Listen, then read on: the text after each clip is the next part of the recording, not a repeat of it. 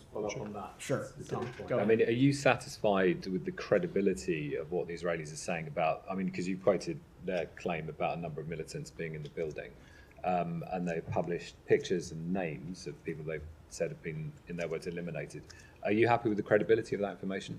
So I'm not going to speak to any satisfaction or not, Tom. What I will say is that we have a robust relationship, a robust information sharing relationship with our Israeli partners.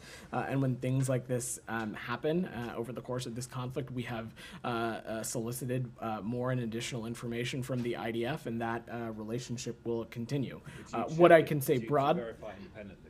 I'm just not going to speak to the specifics in which way we work with them, but this is a close and robust relationship. And when we have or require additional information, we're not hesitant to ask our partners in Israel for it, and that will continue to be the case. I mean, there's fairly strong evidence that at least 3 of the people they've published pictures of since Saturday and named were not killed in that incident, were killed in incidents before. That's according to Euromed Human Rights Monitor, who's been going through the list. I mean, one of them, Muntar or Montasar Daher, who Israel described as an Islamic Jihad operative.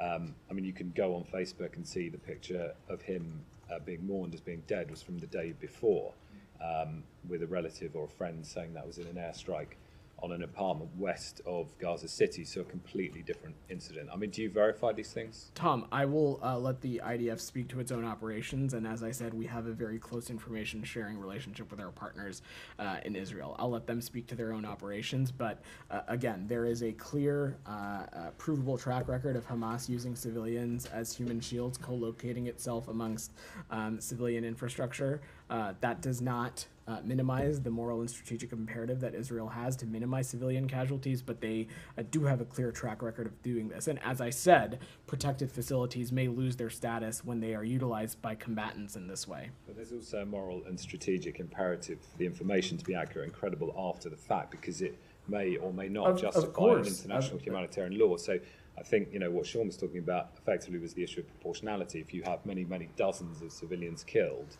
there has to be very strong and clear and overwhelming evidence that those killed created a risk that Israel attacking them gave them a clear military advantage. That's what international humanitarian law says. So if it is emerging that some of these people were actually killed in previous incidents, there's not even an accurate account of people that were killed.